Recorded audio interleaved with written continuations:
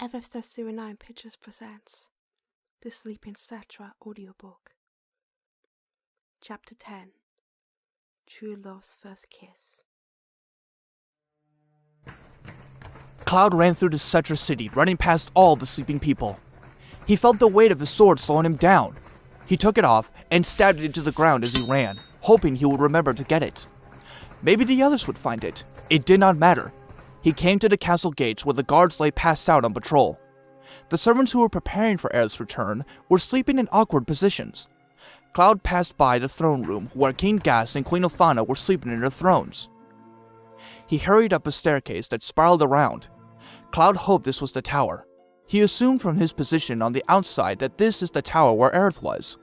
No, he knew this is where it should be.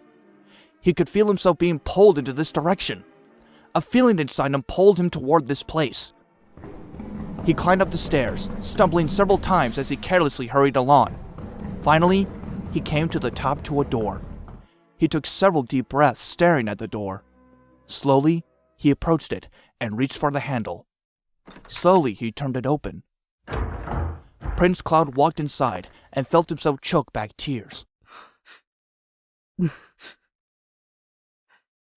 Lying on the bed, covered in flowers and petals, was his beautiful princess. Her brown hair spread across the pillow just as she left. Her hands left over her as if she was praying. Cloud approached the girl. She looked so pale, like a ghost. It looked as if the life was drained from her.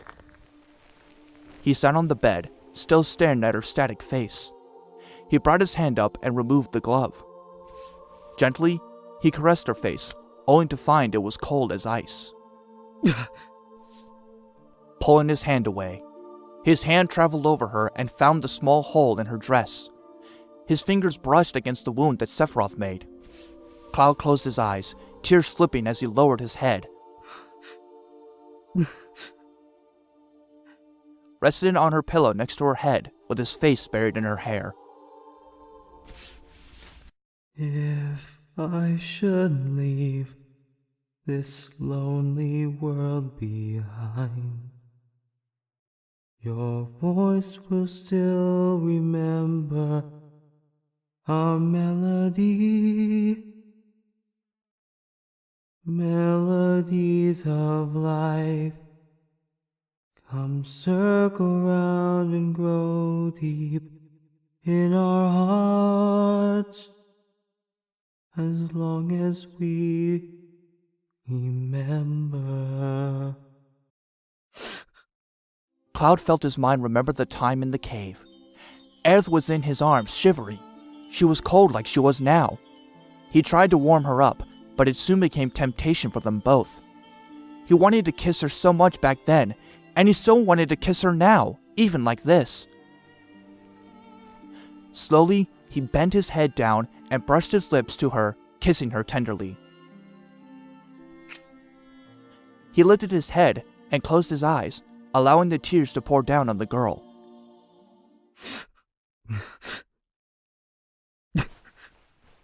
Yet, he did not notice the girl's eyes slowly opened. Aerith felt the warm tears on her skin and focused her eyes on the figure of Cloud.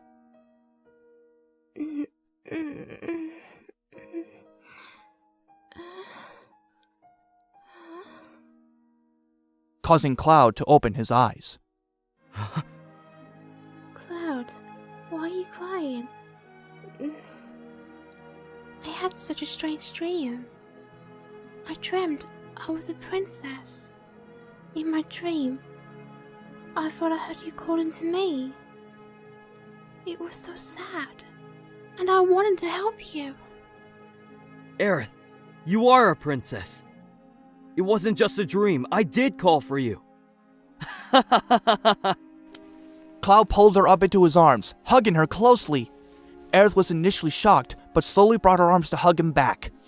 Yet, suddenly she felt herself crying. Oh, Cloud, I can't be with you. She pulled away from her, burying her face in her hands. Cloud pulled her hands from her face, forcing her to face him. She looked at him sadly, wanting nothing more than to be with him. Why?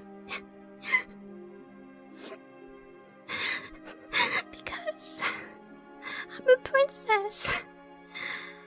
I did not even know, but I am, and I... She faltered, lowering her head to him. However, Cloud gently placed his fingers under her chin and made her look up at him. He smiled at her. What is it? I have to marry a prince. I know, and I'm a prince who is supposed to marry a princess. I am sorry I did not tell you, but I am Prince Cloud of Nibelheim. I am engaged to the princess of the Cetra, Princess Aerith. Aerith's eyes flashed open as she stared at Cloud. He wiped away her tears and nodded toward her, confirming that he was telling her the truth. Aerith burst into fresh, happy tears.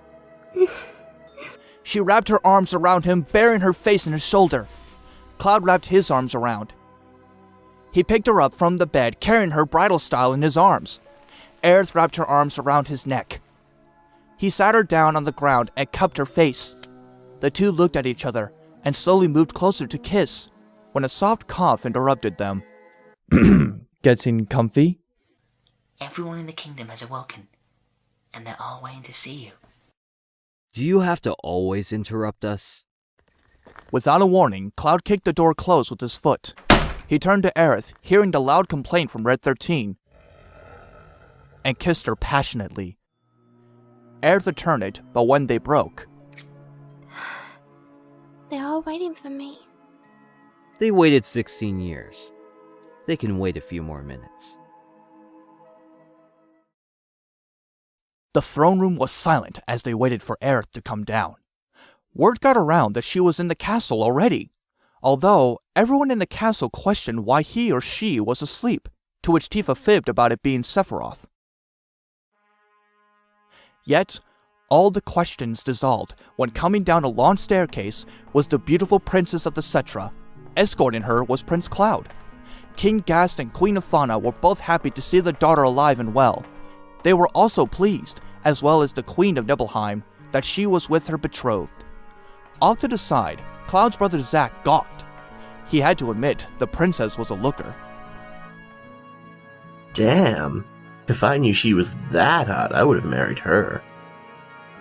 Thinking back to when his mother asked him if he wanted to marry her, Vincent, who was behind him, smacked the back of the older prince's head. Ow! Zack looked back at the captain of the guard, who neither changed expressions nor even acknowledged what he did to the prince. The queen chuckled softly to herself. Once Aerith approached her mother and father, she let go of Cloud's arm and walked towards their open arms. She hugged them tightly. Aerith looked much like her mother, same beautiful eyes and long flowing hair. Ilfanda hugged her daughter tightly. She cried softly and kissed her baby girl. Aerith turned to her friends. She walked over and knelt down to Red 13 and Cade Sith. She hugged both of them, kissing each of them gently. After years of secretly taking care of her, the two could now retire. I'm sorry about your ship. Aerith said to Sid, bowing up politically. It's fine. I'll just have to build another one and let you fly in it. Aerith smiled and then looked at Vincent. Although she did not know him, she thanked him politely for helping too. He gave her a brief nod since he was not one to talk much. Finally, Aerith came to the one she grew up with, knowing as her aunts and uncle. She looked at each of them and smiled. Although the last time they spoke, they were not on friendly terms, for she believed they did not care for her happiness. It was somewhat awkward for both parties, until finally, Aerith hugged all three of them at the same time. Tifa, Yuffie, and Baird smiled and hugged her back. Thank you. Thank you for everything. When they let go, Aerith backed away, trying to hold back her tears. She then turned to look at Cloud, who was waiting for her. She returned to him, and he welcomed her into his warm embrace. Bells rang loudly as the church doors opened. People outside the church watched as the bride and groom ran out. Everyone began throwing rose petals at them. As they ran, Aerith waved goodbye, but not before throwing her bouquet into the crowd. The bouquet went flying, which smacked right into Baird's head. I think she did that on purpose. As he held the bouquet of lilies, Red 13 and Caged Sith simply chuckled to themselves. At the top of the church stoop, the Queen of Nibelheim, Zack, and Vincent stood. The Queen chuckled to herself, getting the attention of her son and the captain. You know, now that Cloud is married, you are out of a job, Vincent. What do you mean? However, I think you would make an excellent babysitter for Cloud's children. I think I need a vacation. From far away, Sid was standing outside his new airship, waiting for the happy couple. Hurry up, you two! I haven't got all day! The two entered the ship, Cloud leading her to the deck where one could stand outside. Sid piloted the ship, his hands covering her eyes until Sid finally got the ship airborne. Once they began to lift off, he let her see the view. It was a spectacular view, even when they were hardly off the ground. Everyone was waving to them. Aerith waved back happily at them all. Cloud waved at the people down below as well. Oh, Cloud! As the people below began to disappear, I promised you. he wrapped his arms around and kissed her head gently. Aerith rested against him and watched as the world below them became tinier. Aerith smiled. It was like a dream come true. She looked up at Cloud, who in turn looked down at her. I love you. I love you too. The two watched as the sun was setting as they flew to their destination. Aerith slipped her hand into Cloud's hand, happy that they could be together like this. It was like a fairy tale. While some fairy tales ended sadly with deaths and lost loves, this fairy tale ended happily ever after.